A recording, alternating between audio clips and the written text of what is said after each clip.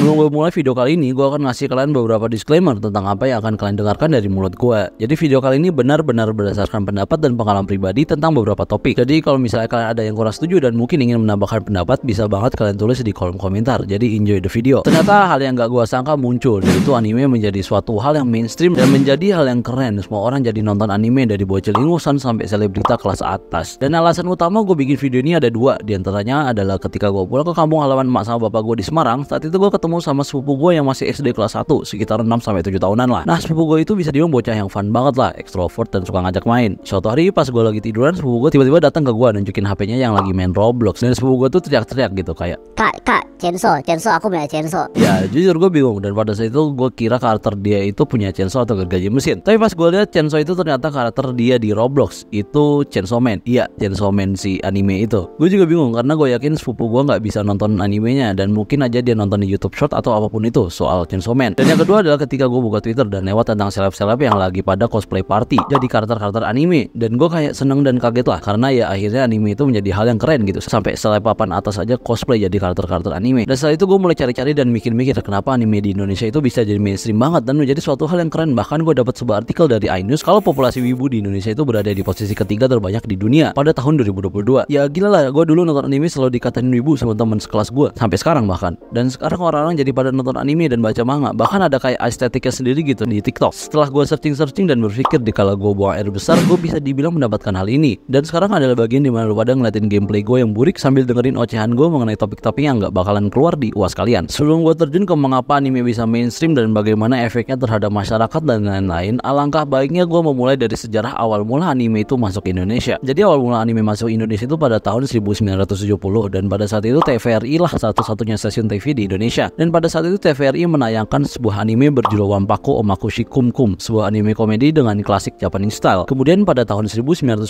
muncul TV swasta pertama di Indonesia, yaitu RCTI. Pada saat itu menayangkan sebuah anime yang judulnya pasti seluruh masyarakat Indonesia kenal, yaitu Doraemon. Dan penayangan Doraemon itu sukses banget karena banyak digemari oleh anak-anak dan juga dewasa. Dan yang pastinya Doraemon memiliki pesan-pesan yang cukup memorable dan baik untuk anak-anak. Kemudian setelah RCTI mulai banyak muncul stasiun TV swasta seperti SCTV dan Indosiar. Dan beberapa anime yang ditayangkan diantaranya ada Naruto, One Piece, Detektif Conan, Dragon Ball, Captain Tsubasa, Samurai X, Crayon Shinchan, Pokemon, Inuyasha, Bleach, Senseiya, Boruto, Magical Girl, Sailor Moon, dan masih banyak lagi lah. Dan pada saat itu anime kebanyakan dilakukan secara dubbing Indonesia. Namun berbagai macam anime yang tayang dibatasi pada tahun 2008 karena dianggap mengandung konten kekerasan dan juga pornografi. Kita maju ke tahun 2019, tahun dimana munculnya sebuah virus yang membuat kita terkunci di dalam rumah selama 2 tahun. Dan di 2 tahun tersebut menurut gua anime mulai menjadi sesuatu yang dikonsumsi oleh masyarakat Indonesia secara masif. Oke, sebelum gua lanjut, apa yang akan gua katakan berasal dari asumsi atau perkiraan gua. Gua nggak ada backup data atau backup jurnal yang bisa menjelaskan ini. Jadi apa yang gua katakan masih bisa dibilang sebuah hipotesis aja. Dan apa yang akan gua katakan berasal dari apa yang gua alami sendiri. Jadi misalnya kalau ada yang mau nambahin bisa langsung aja tambahin di kolom komentar. Oke, jadi selama 2 tahun masyarakat Indonesia hanya bisa tinggal diam saja di dalam rumah mereka. Jelas bosan banget dan mencari sumber entertainment yang baru dan juga menarik. Mulailah banyak masyarakat yang mencoba buat nonton anime kayak pada saat itu seperti Spy X Family, Jujutsu Kaisen, Attack on Titan, dan anime yang dulu pernah masuk TV Indonesia kayak Naruto dan One Piece. Ditambah saat itu Netflix sudah bebas akses oleh masyarakat Indonesia. Terus bang, apa hubungannya Netflix dengan konsumsi masyarakat Indonesia terhadap anime? Simpelnya Netflix nayangin banyak anime dan masyarakat Indonesia dapat dengan mudah menonton anime dengan legal dan juga kualitas yang tinggi. Sebenarnya nggak cuma Netflix doang sih yang nayangin anime, ada juga kayak Disney Hotstar, Amazon Prime, dan yang khusus streaming anime Crunchyroll. Namun Netflix lah yang paling terkenal dan yang paling banyak digunakan. Selain dari pengaruh kegabutan selama karantina, menurut gue sosial media menjadi salah satu faktor utama dalam membantu meramaikan anime. Salah satu sosial media yang sedang meledak saat itu adalah TikTok. TikTok menurut gue ngebantu banget soal memperkenalkan anime kepada publik karena sistem FYP yang dikenalkan. Jadi orang baru bisa dengan gampang mendapatkan konten mengenai anime dan lain sebagainya. Tapi jujur ya, gue cukup kaget ketika anime itu menjadi keren. Dulu selama gue SMP hanya ada beberapa orang saja yang suka anime, dan kita selalu dianggap aneh, yang bau bawang lah dan yang wibu lah. Jadi bisa dibilang anime itu dulu sangat niche atau khusus banget, dan tiba-tiba ngeliat banyak orang menjadi wibu itu kayak keren lah. Kalau munculnya sebuah budaya baru, pasti ada efeknya tertentu terhadap negara atau terhadap masyarakat. Kalau dari yang gue ngeh, masyarakat yang paling terlihat ada sebuah perubahan. Mulai dari anak-anak yang dulunya ketika main ngobrolinnya tuh kayak kartun atau Power Ranger, sekarang ketika bermain berubah jadi ngomongin Anos Voldigold bisa ngalahin Saitama, atau waifu mana yang paling cakep di Goto Buno Hanayome. anime. Kemudian orang-orang di mall atau di tempat umum dapat dengan nyaman menggunakan kaos anime. Kemudian anime menjadi hal yang normal, layaknya musik atau acara televisi. Kemudian munculnya banyak event-event atau acara yang mengandung budaya Jepang atau cosplay. Ntar gue bahas lebih dalam lagi. Ditambah lagi sosial media membuat anime menjadi hal yang dapat dinikmati oleh banyak kalangan, termasuk kalangan good looking. Nah, kalangan good looking ini ngebantu banget nge-boost citra atau image wibu terhadap publik yang awalnya orang kira kalau wibu itu bau, jelek, dan lain-lain.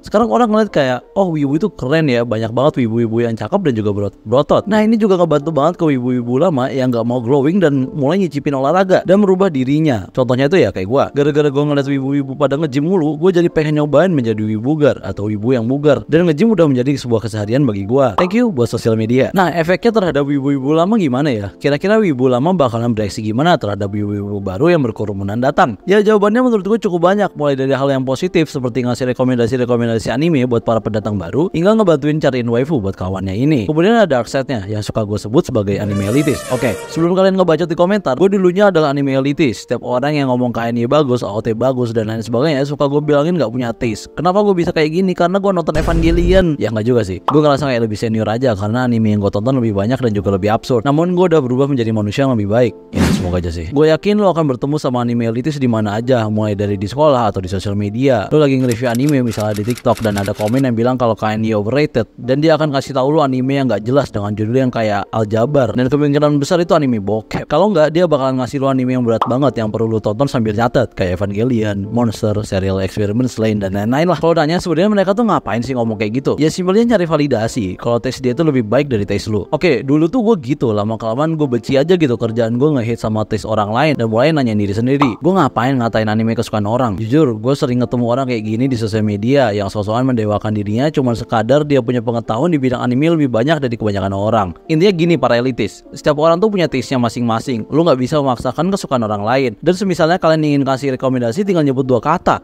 menurut gua, atau menurut saya, atau menurut aku, atau menurut aing, atau menurut watashi. Anime titik-titik itu asik karena titik-titik-titik. Udah kelar event di Jepangan. Nah, ini gue tertarik banget buat ngebahas soal hal ini. Dan fun fact, gue dulu sempet jadiin topik ini sebagai tugas UAS gue, dan entah kenapa dosen gue acece. Jadi gini, event di Jepangan adalah sebuah acara yang mana mengambil kebudayaan Jepang mulai dari budaya makanan, tarian, bahasa, arsitektur, anime, manga, cosplay, dan lain-lain. Dulu tuh sebelum adanya virus C, event di Jepangan sangatlah jarang dan isinya tuh ya orang-orang yang suka sama hal nerdy kayak game, anime, dan lain-lain. Bisa dibilang nggak begitu ramai lah. Nah, setelah virus C mereda, event di Jepangan menjadi salah satu hal yang selalu dilakukan oleh para wibu. Dan event di Jepangan sendiri hampir setiap minggu ada, mulai dari yang berbayar hingga yang gratis. Sebenarnya main interest dari event di Jepangan tuh apa sih? Ya banyak. Kalau dari sepengetahuan gue dan sepengalaman gue, menurut gue ada 3 hal. Pertama ada cosplay. Cosplayer menjadi salah satu faktor, karena dari cosplay kita bisa menjadi atau bertemu dengan karakter yang kita suka, dan juga kita bisa berkomunikasi dengan cosplayer tersebut tentang anime dan lain-lain. Kedua ada merchandise. Dari event Jepangan juga para wibu juga dapat membeli merchandise anime mulai dari poster, keychain, sampai dakimakura. Dan di sini juga banyak artis-artis yang ngejual karyanya yang jujur tuh keren-keren. Ketiga ada tamu undangan. Ini juga menurut gue menjadi faktor. Orang-orang datang ke event Jepangan, kayak misalnya akhir-akhir ini banyak banget event Jepangan yang mengundang idol-idol kayak JKT48 yang membuat acaranya semakin meriah dan juga ramai. Dari event Jepangan juga banyak orang bisa menambah koneksi dan juga menambah uang dengan cara berjualan dan lain-lain. Dari event Jepangan juga para cosplayer bisa mendapatkan peluang untuk memulai memperkenalkan dirinya kepada publik dan bisa mendapatkan pekerjaan dengan cosplay. Ngomongin cosplay, gue mau ngebahas satu hal tentang cosplay yang banyak orang tuh komen kalau di event Jepangan itu kenapa cosplay itu aja. Simpelnya ya karena lagi rame dan lagi dibicarakan. Kalau misalnya ia cosplay dengan karakter yang terkenal, akan banyak orang yang minta foto dengan cosplay tersebut, dan si cosplayer itu bisa mendapat traffic ke dalam sosial medianya dan bisa memulai bisnisnya sebagai model cosplayer. Namun kalau misalnya ada orang yang cosplay karakter yang hanya beberapa orang tahu dan gak begitu terlalu terkenal, menurut gua akan terasa sangat spesial apabila bertemu dengan orang yang tahu karakter tersebut. Berasa kayak apa ya? Kayak ada koneksinya lah.